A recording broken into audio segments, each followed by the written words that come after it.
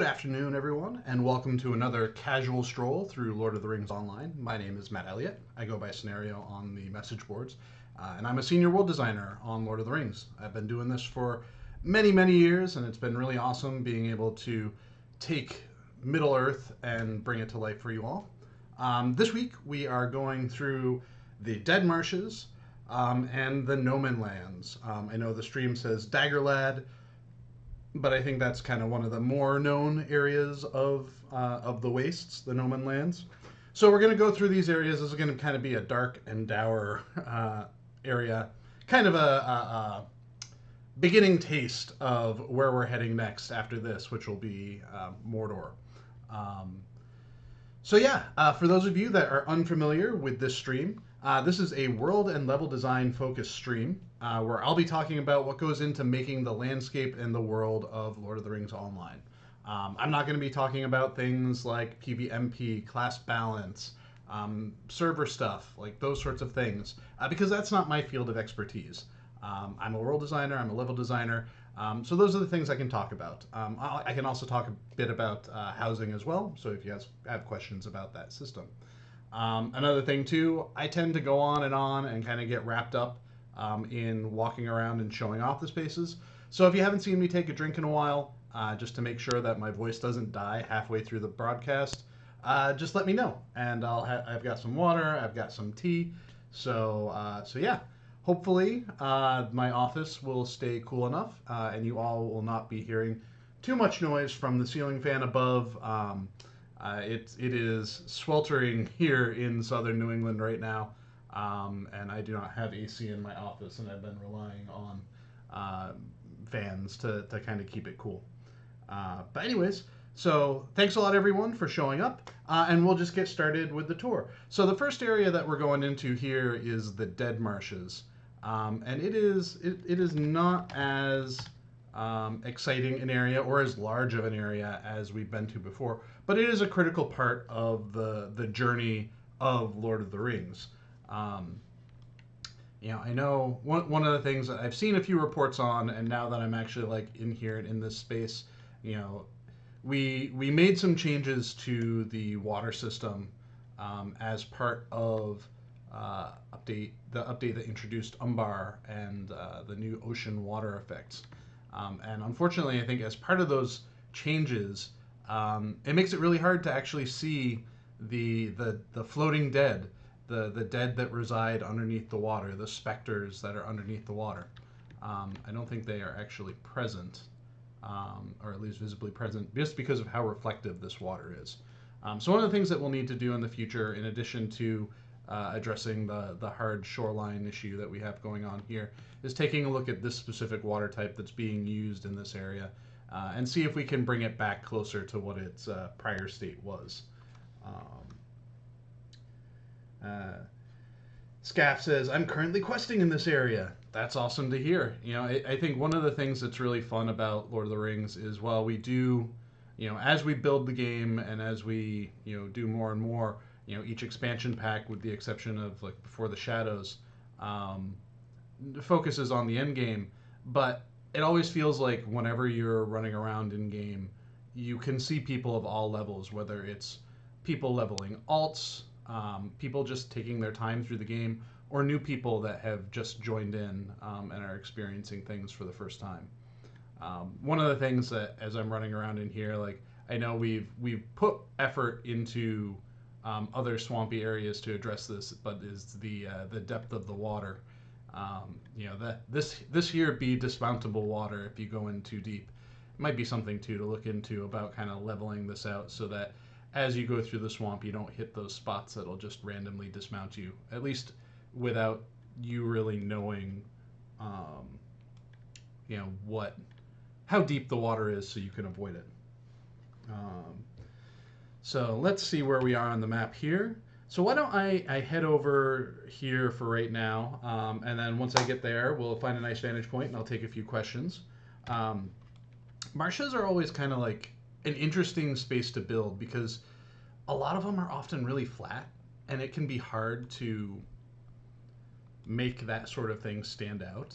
I think here in the Dead Marshes, we have these really, really massive reed walls that kind of act as an impassable, and to some degree act like trees in this space, whereas normally we wouldn't have those trees. I know in the Midgewater Marsh we have some of the kind of moss and algae covered snags that are just old tree trunks that have been, um, kind of over the years further and further rotten and fallen, and that's what we have for trees in those areas.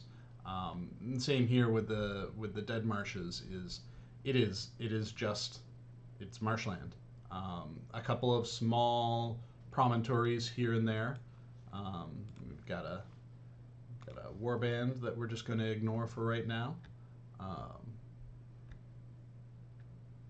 but I think places like this too are a nice, a nice break from, I don't want to say tedium, but from the kind of hip deep gloom that you're running around in.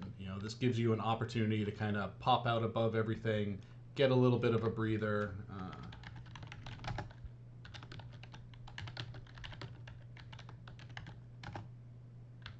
Let me just give myself some admin cheatiness real quick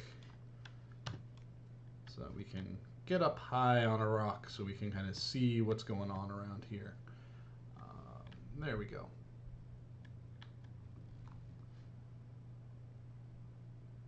Lots of gloom in this distance. All right, so let's go through some questions real quick.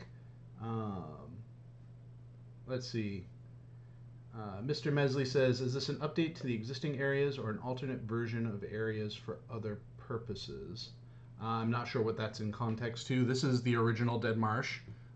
So there are no updates that are happening in here. Like I said at the beginning of the stream, we do want to fix the water eventually so that its previous look and feel can kind of be restored.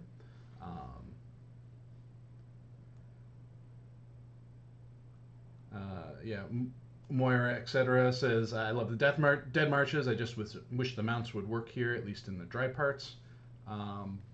Yeah, I'm not sure why, if mounts are just completely disabled in this area, I'm not sure why that would be. Certainly something that we can take a look at as a bug fix. Ellerdeath says, can you tell us anything about the ETA of the Elven Premium Housing and also U41 I was hoping for today? So the ETA for Elf Premium Housing, the Rivendell housing that we've talked a little bit before in the past, its ETA is when it's done. As I mentioned before, a lot of our housing offerings end up being things that we undertake as part of a side project for ourselves.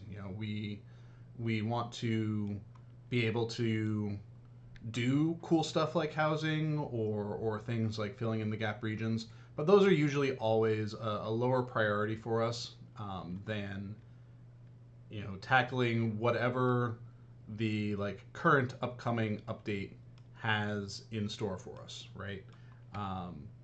So for example, prior to maybe a few months ago, the person who was working on the Elf Premium Housing, he was making good progress on it. But as we had summer work that needed to come up for some content that's coming up later in the summer, as well as preparing for as well as preparing for the expansion pack, those things take priority over working on a housing neighborhood. So right now, that neighborhood, the work on that is on pause until the person who was working on it is freed up again to work on it. I don't think we want to wait too long to release it, but it really does depend on how much time we have available in our own schedules to tackle it. Oh, there is so much swimming here. I really think this could be a wadeable area, or could be made to be a wadeable area. It may be too that some of this stuff is set as swimmable in order to better show off the spirits that we currently can't see because of the water. In regards to garden decorations, Why are most decorations limited to X and Y and positive X and Y and denied the minus X and Y? For some decorations, this is partially frustrating, for example, the Hobbit barn, etc. So the way housing hooks work, we have a couple of different hook types in game for yard hooks. We've got the classic ones. So the classic hooks, which you can find in basically every neighborhood with the exception of Erebor housing and some of the houses in Lindleby housing, use the standard style of yard hook. Standard style of yard hook means that you can only ever the move the decoration item closer to the center of the house, the housekeeper object that kind of tracks the game or tracks that house for the game. Um, some of this was done to help avoid issues with people moving decorations into other people's properties. And it made it really easy for us at the time, anyways, to kind of feel comfortable and confident that, um, we weren't going to need to do a lot of extra work in order to set up a given yard. Um, Mobile housing hooks don't have that restriction. They can move whatever radius of X, Y, and Z, positive or negative, that we define.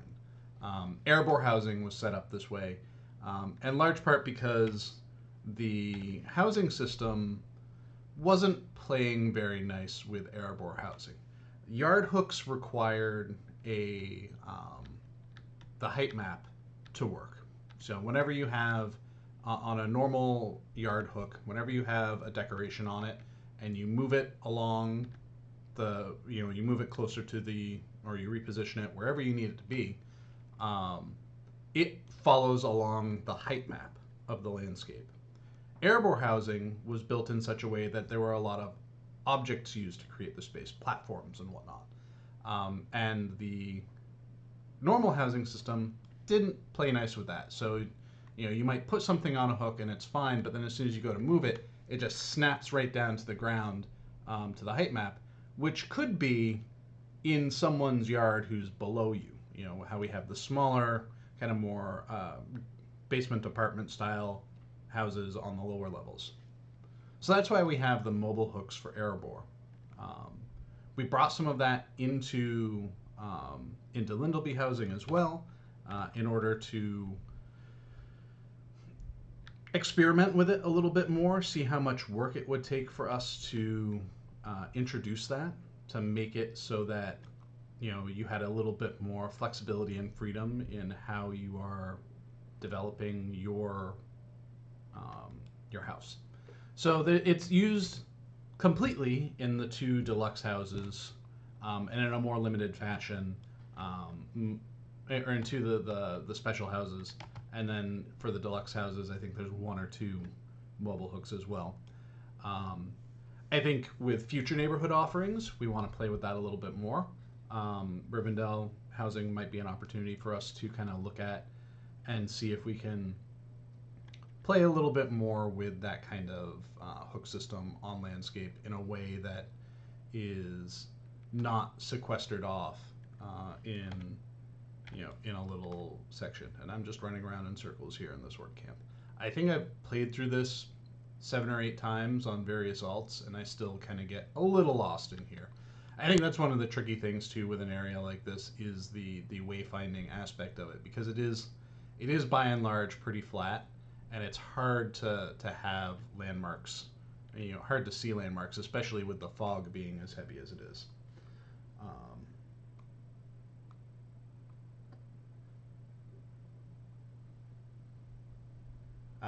So a few people might have questions about what's going on with the servers right now. We do have that downtime, and that's in effect. The reason why I'm able to do this stream right now, some of you may notice my camera angle is a little bit different.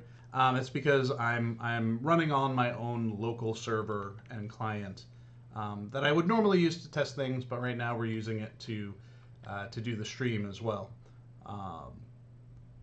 But I would say pay attention to social media, pay attention to the message boards for announcements on when the uh, servers are going to be coming back up.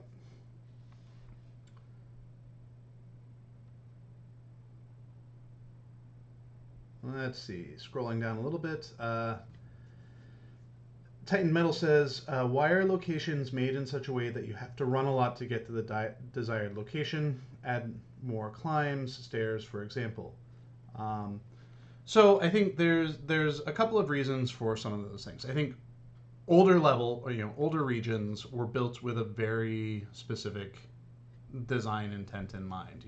They were the original regions were built with fishbowl design, and they weren't super respectful of players' time. Trollshaws as an example. If I had Trollshaws to do over again, I wouldn't have it be as restrictive as it is in moving around. I'd still keep the gorges and ravines and whatnot, but I would try to find ways to make the in between spaces, in between the bottom of each of those ravines and gorges, a little bit more traversable. Um, Swanfleet and Cardelon were both examples of efforts that I specifically put in to give a geographically impressive region with lots of wayfinding opportunities, variations in slope and whatnot, but also make sure that um, it was walkable. I think classically, had we built those regions 5 years ago, 10 years ago, 15 years ago, they would have been built very differently. And I think what we've been building ever since Swanfleet and Cardelon, has been trying to kind of push in that direction a bit more of flexibility and traversal. Um, this isn't to say that we are never going to have impassable mountains in the middle of regions. We aren't going to limit your ability in certain reasons or certain ways for certain reasons. But I think it's something that we want to expand on and to grow into more.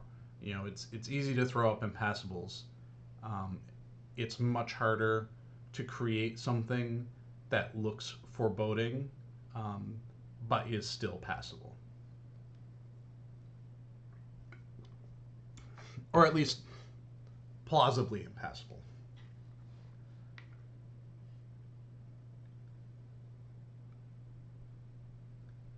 Uh,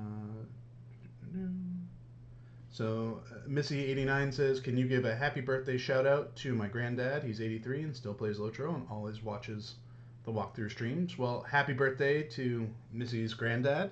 Hope it is a great day, and hope servers will come up soon and you will be able to get right back into playing. All right. So I feel like we've kind of done a good enough tour of the Dead Marshes.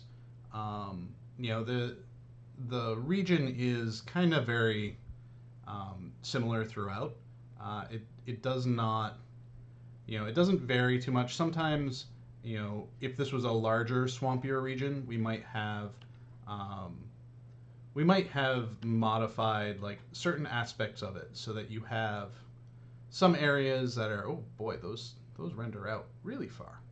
Um, I was just noting that these particle effects here, the wisps that just kind of meander around, they render out really far. That surprises me that they render out that far. Um, but yeah, so if this was a larger region, if this was meant to be more of a region with several distinct areas, more like a classic region, we would have probably broken it up and chunked it up more so that there would be distinct areas within, each with a little bit of flavor and character. We want to try to do that in how we're building things.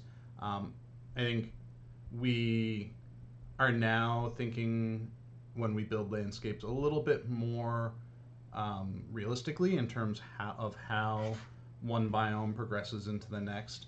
Whereas, like when we started the game, it was very much again the theme park fishbowl where you had like lush Breland, and then immediately right next door to it was the savanna-like lone lands. And I think now we think a little bit more about how we blend regions together as opposed to having that hard line.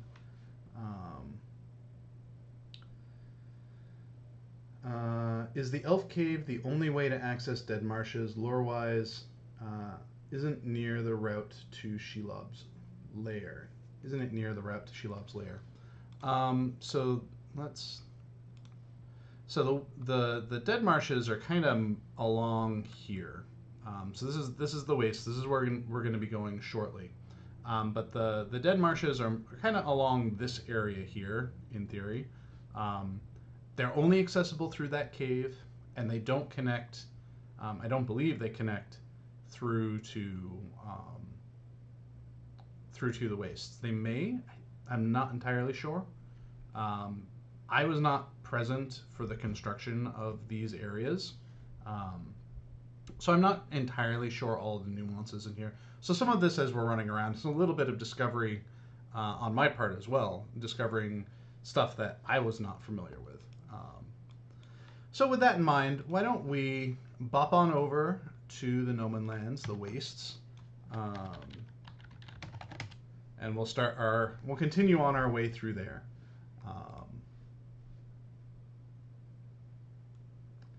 Druid's Fire says, I love how you can go through the portal from the Marshes to Dagorlad and cheerfully get your favorite professor nearly killed by a roving threat. So I guess that does confirm that you can go in and out. I guess at some point there was a portal put in, which is awesome.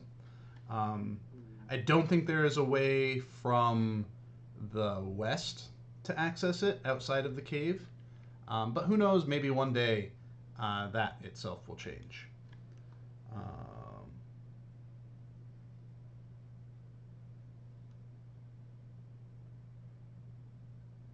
As we go through here, let's see. Sync Stuff says, are you going to show bird watching? I am not showing bird watching as part of this stream. I am purely just talking about the wastes and the Dead Marshes. Really, that feature, it is not my feature to show off. Our game systems designers and lore folks would be much better suited to putting that on display than I am.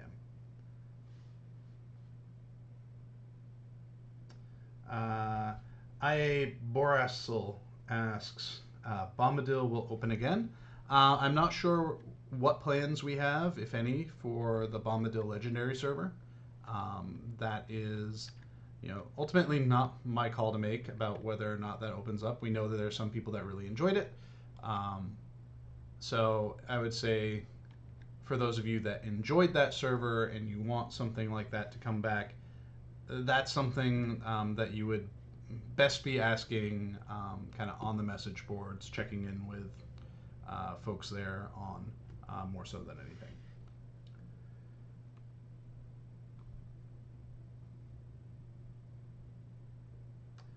Green Tea asks, is fog a separate hook from the environment and how is it placed?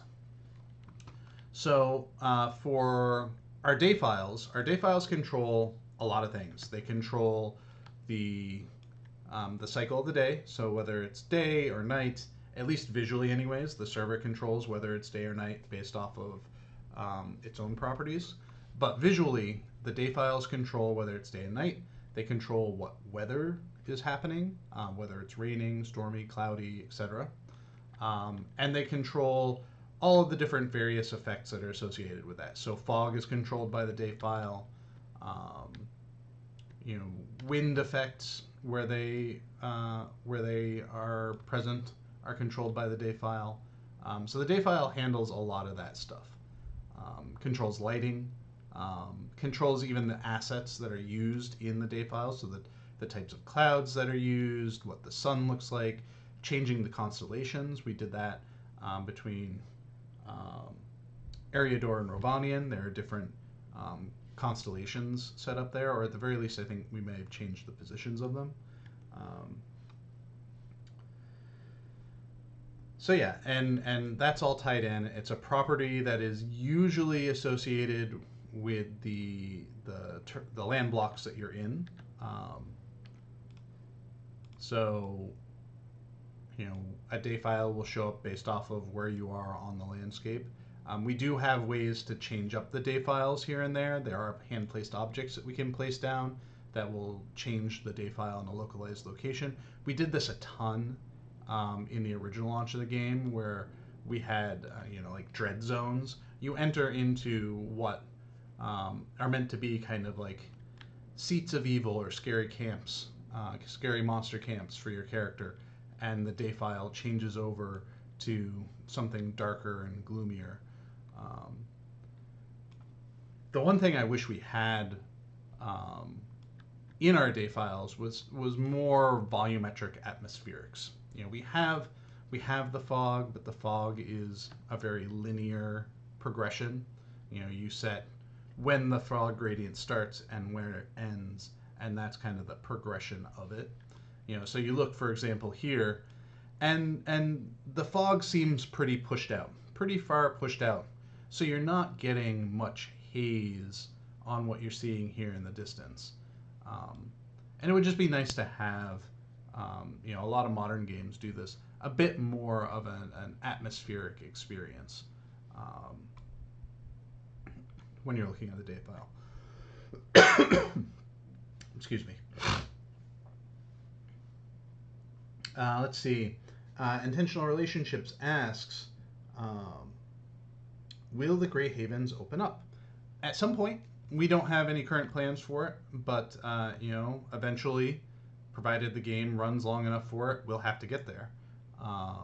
What that means for the game, you know, what the Grey Havens represents for the game, that I can't tell you, because again, we haven't thought too much about it. You know, I think, and I must be getting near where the entrance from. Yeah, there it is. So I found the entrance into the Dead Marshes. Here we go. It might be nice if this had a landmark.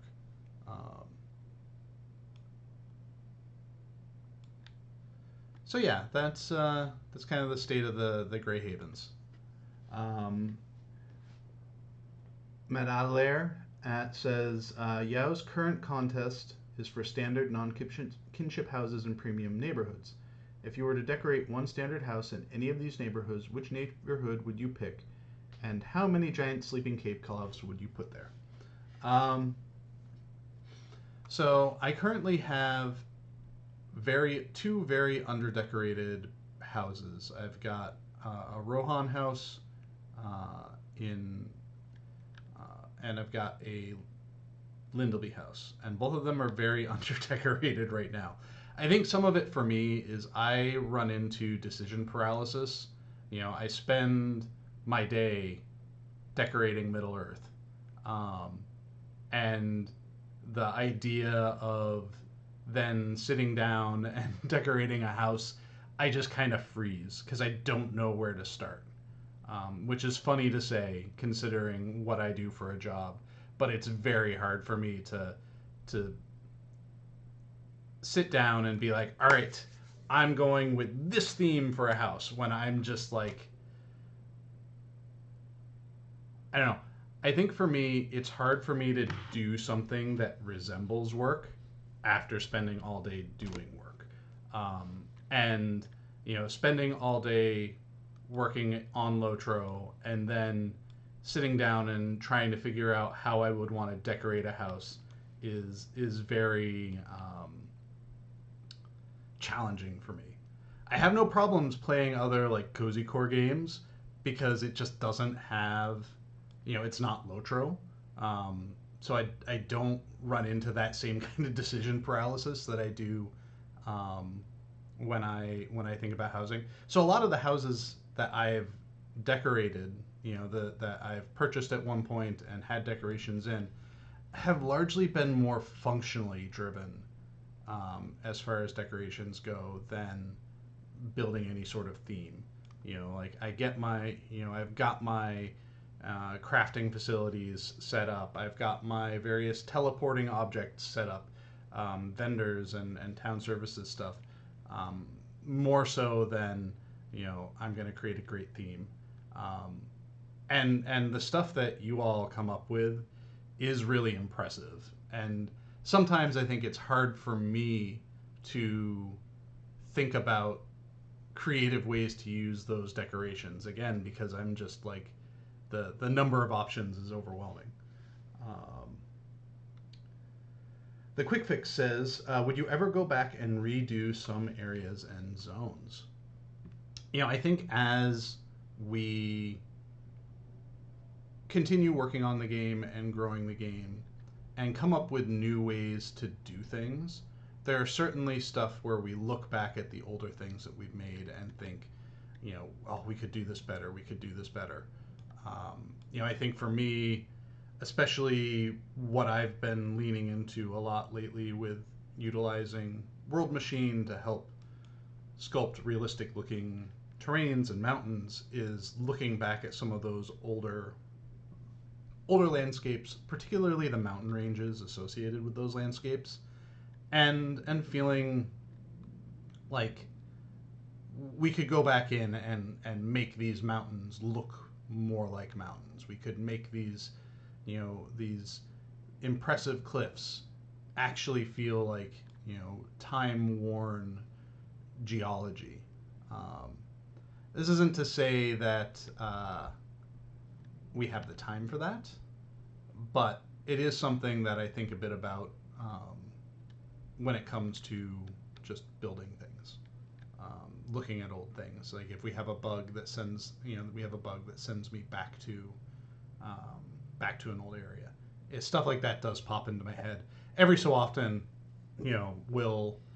I'll have a bug that takes me to the Fields of Fornost or to just the North Downs in general, and I look at that northern mountain range, and that's something that I sculpted, years and years ago, and go like, ugh, I could make that look so much better now with the tools that we have and the experience that I have. It could be done so much better, but I have to stop myself because sometimes making those changes might like look good, feel good, but then there are other times where it's like you do it and you can unintentionally injure some of the nostalgia of the space.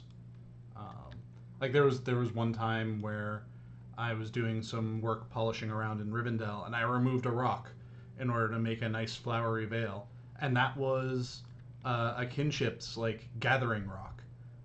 That was where they would always meet, and their kin leader would stand on the rock. And so by making that change, I changed their game. So it's always tricky to think about the, what would I go in and what would I change and what would I revamp kind of stuff.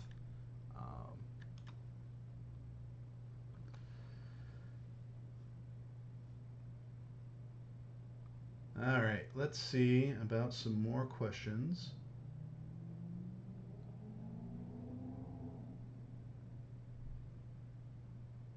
So I'm seeing a comment from Jenamir in here, wondering what's going on with the stream. You may have to reboot your browser, or at least refresh your browser in order to see the stream. Sometimes that happens with Twitch. Let's see. Will Dagorlad be a proxy region to enter Rune in the near future? I have no comments about whether or not Rune will be in the near future. Our current plan is to focus on the direction that we're going right now. We're spending time in and around Umbar, and that's kind of where we're going to be staying for a little bit more. I think if we look at the map here, the wastes are up here. We've got Rune to the north. If there was an area that made sense, the wastes might be it. Somewhere here behind Barad-dûr might make sense. But until we actually get there and start doing the pre-production work, it's really hard to say where we might enter into an area like that.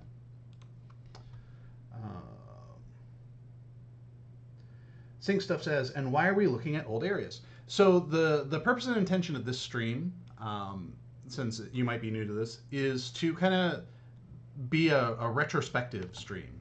We go through, we talk about the things that have been built, how we built them, how the game has changed and our techniques have changed over the years, to to look at things. I think one of the benefits that we have of a lot of the team having worked on this game for as long as we have, is there is this very rich history that we have, knowledge that we have of what went into building places like this, and the things that worked, the things that didn't work, and how we can go about improving our processes in that way through time as we introduce new regions, as we introduce new features to the landscape, or if we decide to do something kind of like what we did with Mordor Besieged and introduce a new version of an existing landscape, right? Mordor Besieged, we we took Dora Marth here, which players had explored and experienced as kind of the as a Mordor region, and we did a version of it that was set in the past to kind of tell the story, to set the stage for how we were going to be concluding one of our story arcs. So I think there's a lot of value in this kind of retrospective experience. It lets us as designers look back at what we've built, see how we've done things, see what we would change, see what we would keep, and it gives you all the opportunity to kind of have an insight into our mindset as we are building these things. We do preview streams on here, and when there are things to preview, we will certainly be previewing them. Most importantly, what's coming up soon, at least in terms of stuff that I might be previewing, is the expansion pack content. But we're still a little bit of ways away from doing preview streams for those landscapes. They're in very heavy development right now, and we tend to like to have regions a little bit closer to done, and honestly have the product a little bit closer to launch before we start previewing it too much. Let's see.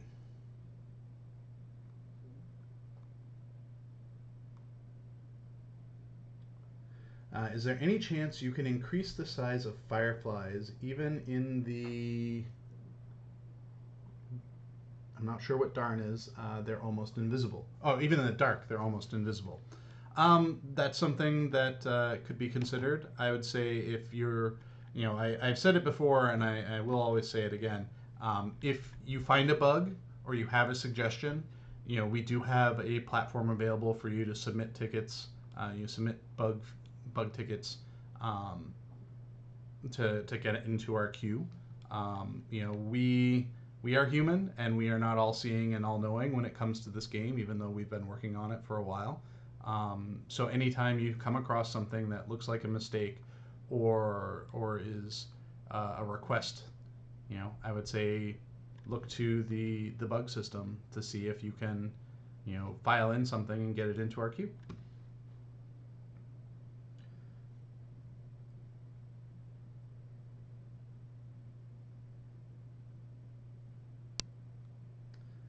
Jennifer says, are we planning to do anything about lag? So I cannot speak specifically to the efforts that are going on. I'm not an engineer, and I don't know the details behind it. However, I will say that our engineering team is working very diligently on kind of sniffing out the causes of lag, and there are myriad. It's not just one thing, and we have seen good results over the efforts that have been undertaken over the last couple of years in improving that situation. And we're going to continue working on that. Part of why we did the Mordor server preview last week, the week before. I was on vacation, so my mind is still kind of catching up from being away on that break. But part of the reason why we were doing that was testing out the 64-bit server and seeing how well that performs.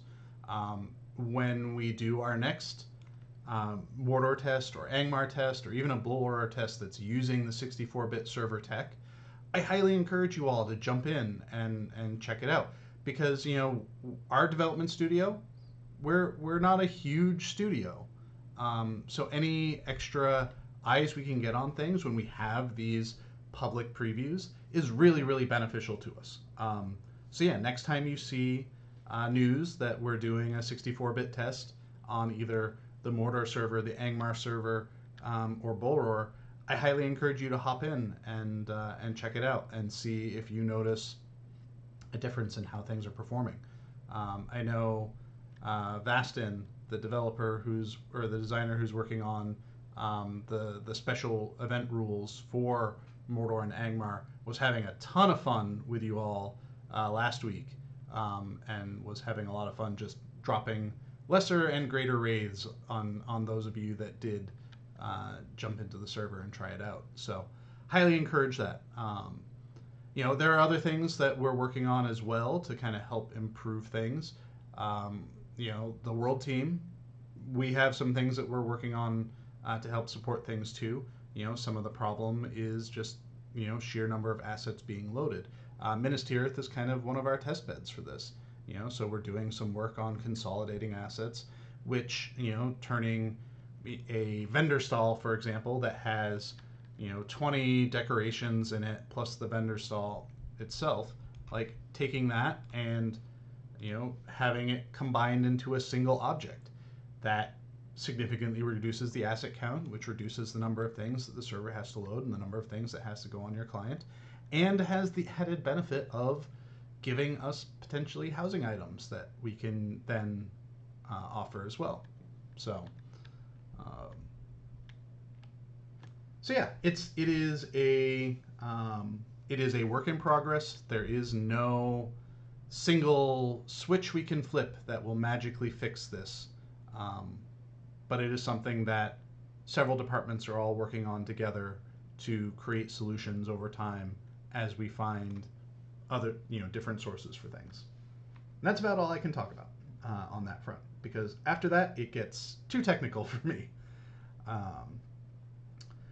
So Zao SM says, are there any plans to eventually add forward waith as explorable? With any area, I would say there's always the potential, but I don't make any promises as to when. Some of those areas are super far afield, and I am clearly in an area that I'm not supposed to be in, at least with this character. I'm just gonna cloak so I don't have to deal with the effect spam.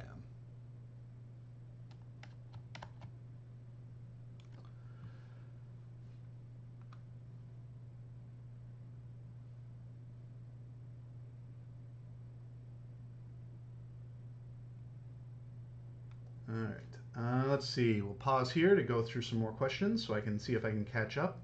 Would there be a level squish at some point? I don't know what, if any, plans there are for those. I know that there was some conversation that has been publicly discussed about a scale down system so that players who are at level cap can more easily participate with and benefit from joining lower level characters on lower level content. A level 150 levels can be daunting. I think any video game that has lasted as long as Lord of the Rings has, looking at the sheer volume of content available to it can be intimidating. Even just taking levels outside of it. You look at the game world and you see, oh, we have everything from here all the way down to here. Like, this is a huge game world, and that can itself be really intimidating. And to those that like jump right in, feet first, and are excited about and ready to go, like, I think that is a great attitude to have about it. But I can see where having 150 levels can be daunting. I think for me, and this is not a statement about the direction that we want to go or we will be going, but this is just me speaking about my personal preferences when we talk about things like leveling and whatnot. Level squish beyond my purview. I wouldn't be the one implementing that, so I can't talk about it. But things that do fall into my purview are things like things like filling in the gap regions, providing um, providing alternate leveling paths for characters, so that if you have hit that 100 level, 150 level cap, and you want to make a new character, you don't feel like you have to go through the same stuff that you've been through before. You can go through and have a fresher experience.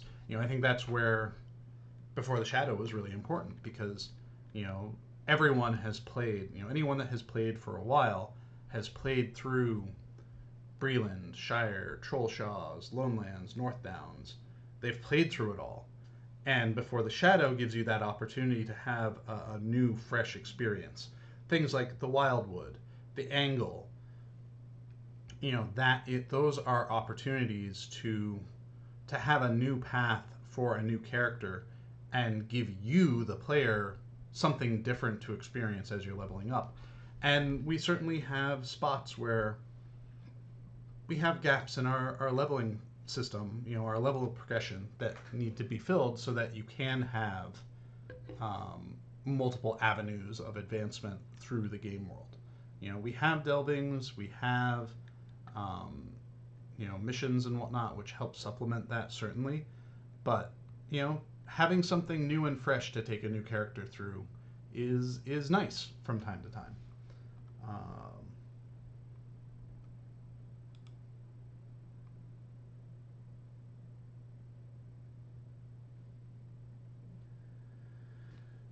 So Sync Stuff says, can you show concept art for areas that you have designed? So usually when we're building, and hold on, let me have a drink real quick.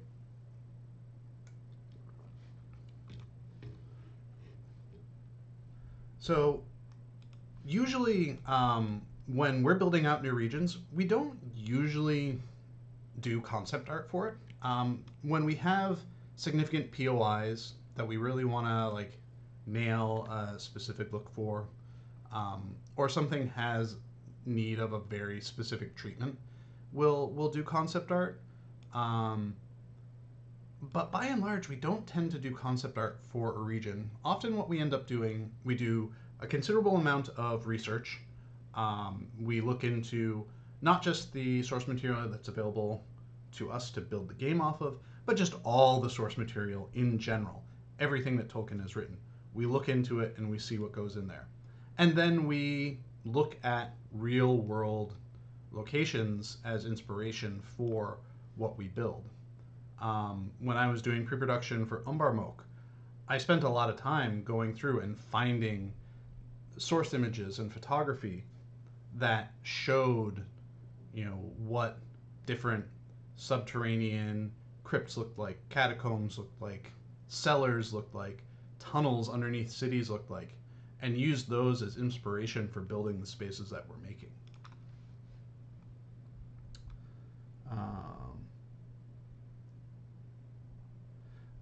Is there any new info surrounding the release timeline of Angmar and Mordor? I don't have any information on that. I would just say pay attention to what's released on social media, any announcements that are made on the message boards, on Facebook, on Twitter, those sorts of things, and that'll get your information.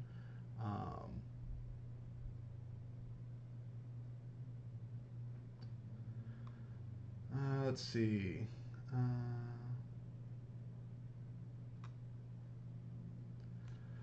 What is the area you would really like to work on but don't have any plans to work on yet?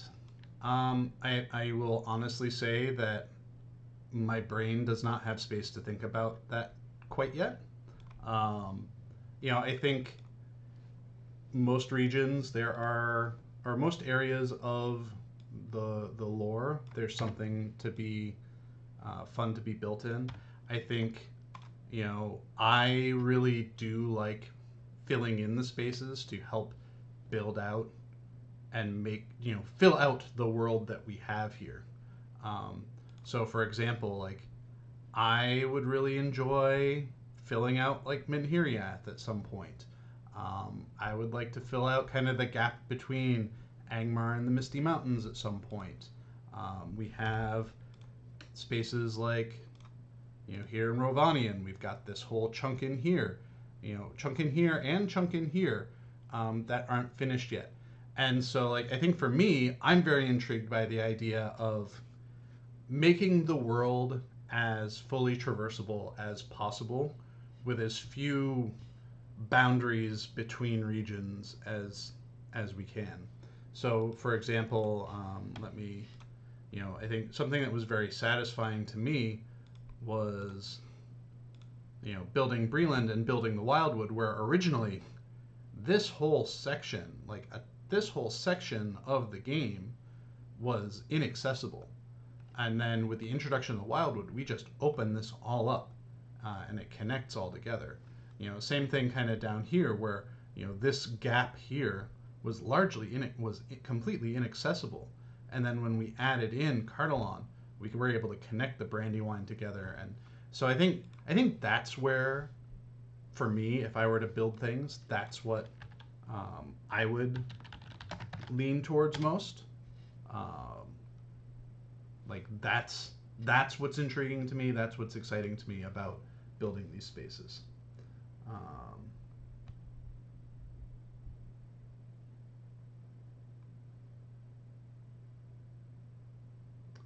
So let's see.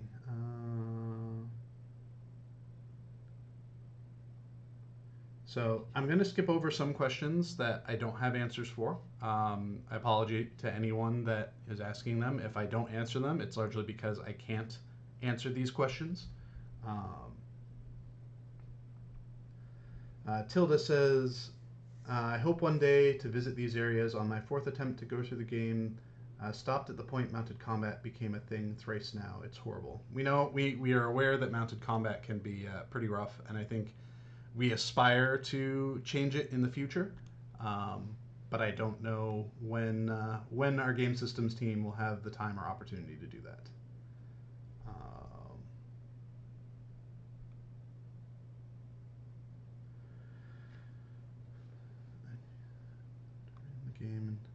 So what about the idea of starting over and keeping the maps and turning the game into a second or first age? Of course, major expansion, but easier than making it all new again. It actually is not, from Sync Stuff. It is not easier just copying a landscape and saying it is first age, second age. Saying that is free content is easy content. It is not. Because between the first age and the second age and the third age, the world is very different. The state of the world. You look here, for example, this battle going on. First age, would this battle be here? Would these acid pits be here? We would have to change so much that really the effort is no different than if we were creating a whole new region. The only thing that really we have savings on is maybe the general footprint of the terrain. But terrain texturing, we might want to change. Like even building things like King's Gondor, which start out as a copy of the original Gondor. We had to do a lot of work cleaning up old mix spawns and putting in new mix spawns. We had to change out all the scene files to reflect the time of year that was going on. We changed the day file. All the monster camps had to change, new travel systems, updating and cleaning up all of the towns that are in there. So it's not as simple as just copying and tweaking a few things. It's still a considerable effort to make those alternate timeline versions of things. Azanul Bazaar was a lot of work, even though its base footprint was that of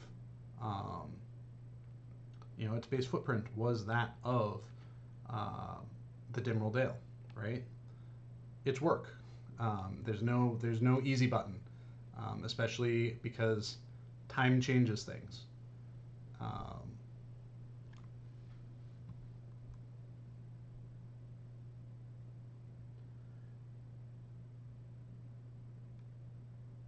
Let's see, as we go down through here, Winston says, I was in the Umbar Bahar Bell earlier and noticed a palm plant that was not in a large planter, was kind of in the center of a big part of the city. If it was floating, probably a bug.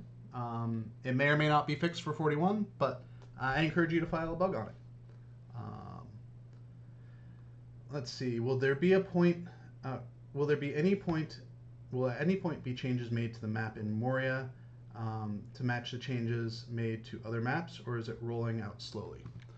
So we tend to change the maps when we do work of a substantial amount in a region.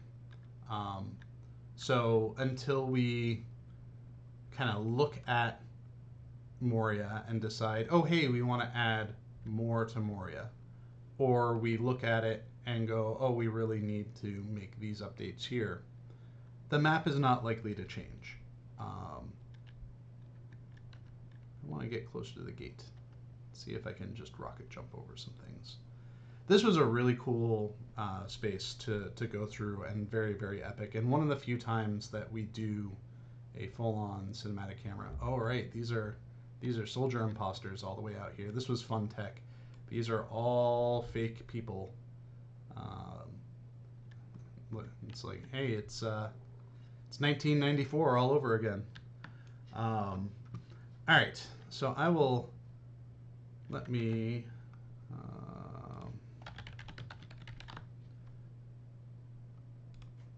There we go. So we can get up close and look at the Black Gate and kind of have this be our endpoint for the exploration at least. But I'll go through and take a look at a couple of questions real quick, and then we will wrap up the stream. So Lev Scotland says, what challenges, innovations are you excited about in world building that you guys are doing currently? I think the thing that I'm most excited about is our use of World Machine to help us accelerate our pipeline and let us build very big, more detailed terrains in shorter time.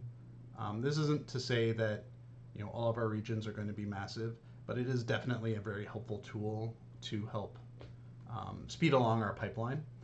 And yeah, like I've got a bunch of ideas that I would like to try to get rolling, just in terms of like finding ways to help us streamline our process, take the kind of more monotonous aspects of our world design efforts, and just kind of simplify them, speed through them. Things like, we build a region, we have the height map, we have to do an initial paint down. Is there a way that we can figure out to, put some initial paint downs on the landscape more programmatically, or utilizing tools like World Machine to develop things like splat maps that we can then slice up to work with our terrains, like those sorts of things, so that we can save time to do the more interesting detailed work.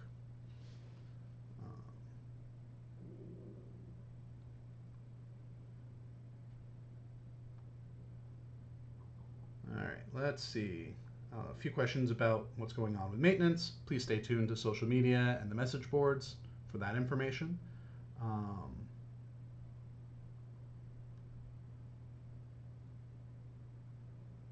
Let's see.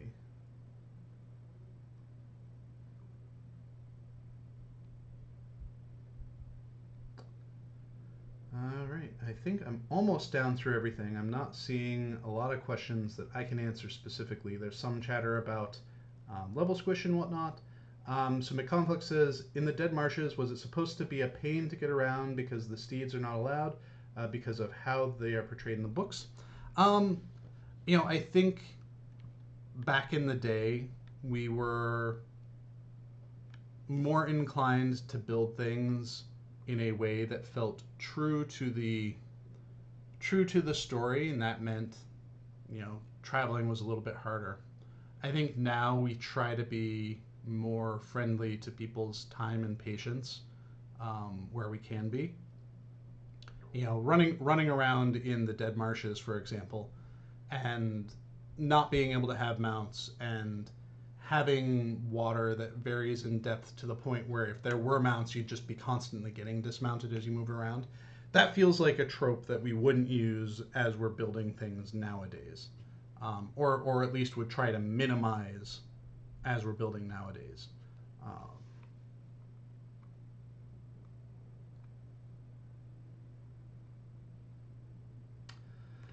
Had been taking in a stream about Winterhome and Frostbluff. If it was on the map, where do you think it would be located? It is actually in the game world, and it is, I believe, kind of somewhere up here ish on the map. I think that's where it's actually physically located. Um,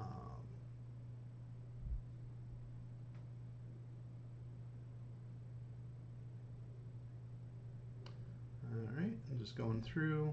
Um, So Jules Quests asks, have you guys ever went on a trip to get inspiration with a crew in certain locations of the world, or has it always been photos or from books? So we have never done an actual like team trip to an actual site to get inspiration. However, when we were working on Umbar, coincidentally, our lore designer, one of our world designers, who's Chris Pearson, he had taken a trip to Italy and was really like, while it was was meant to be a trip for fun for him. He was taking a lot of photographic reference while he was there, just so that we would have it, because why miss that opportunity? The photos are great memories for him, and they double up as a great source material for us as we were starting to think about a more Mediterranean style setting.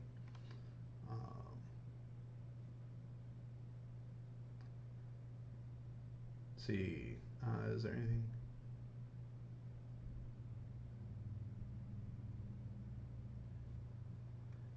So is there anything you wish you could really do with building the landscape but can't due to technical limitations? I think it's just um, us getting higher detail in the terrain. I wish we had a higher fidelity terrain mesh, because I think we do a decent job of hiding how low poly the landscape terrain actually is.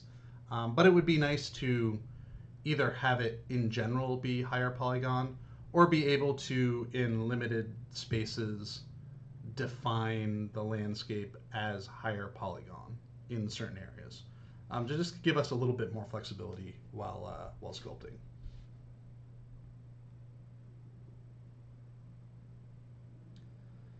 All right, you all have a lot of questions today, um, but I'm not seeing many I can answer.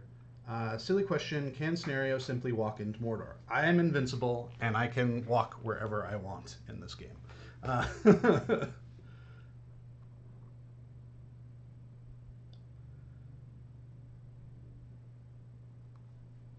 right, and I think I'm just about caught up. Anyways,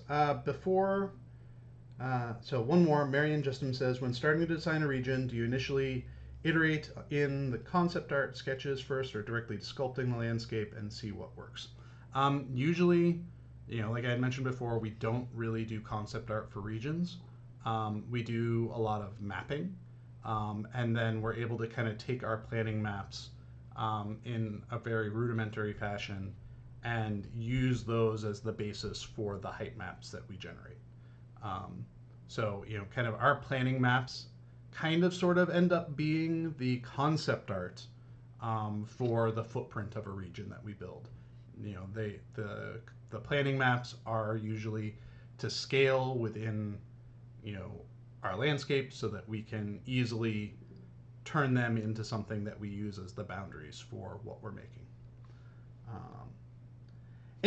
Um, so we're a little over time, but we successfully got through what I wanted to get through, and this is our great endpoint here, the Black Gate. Um, so our next stream will be beginning of August. I'm trying to do these the first Wednesday of every month, going forward. Wasn't able to do it for that this week or last week because I was on vacation. Hopefully August we'll be back on schedule, pending any other vacations that might occur. But our next stop will be here into Mordor. I think going forward we're just kind of follow the progression of the landscape, based off of areas that we haven't been to yet. I know the story progression for Lotro does eventually send us back up into Rovanian, but we've already kind of gone through those areas as part of Casual Stroll, so you can check out the backlog history of those, as it were. But we'll continue on from here into Mordor. Um, at some point within probably the next month and a half or so, maybe 2 months, we might start doing our preview streams for what we're working on with the expansion pack. But pay attention to our announcements for those things. And yeah, and I saw that Orion had mentioned a tag team stream at some point in the future. Orion and I have been talking about wanting to do kind of more of a like podcasty style stream where we're just sitting around talking about the history of working on Lord of the Rings. So that's something that you may be able to look forward to in the future as well. Again, servers are down right now, but please pay attention to announcements for when you're going to be able to get back in and play. Please pay attention to any announcements we have regarding Bull Roars, particularly as we're working on testing the 64-bit server and birdwatching and Mordor and Angmar and the Ringwraith event. That's a lot of stuff coming up, as well as some other things that are going to be coming up a little bit later in the summer as well that will be available for testing. So keep an eye out for that. And yeah, anyways, thank you everyone for attending the stream, and we will see you all next month.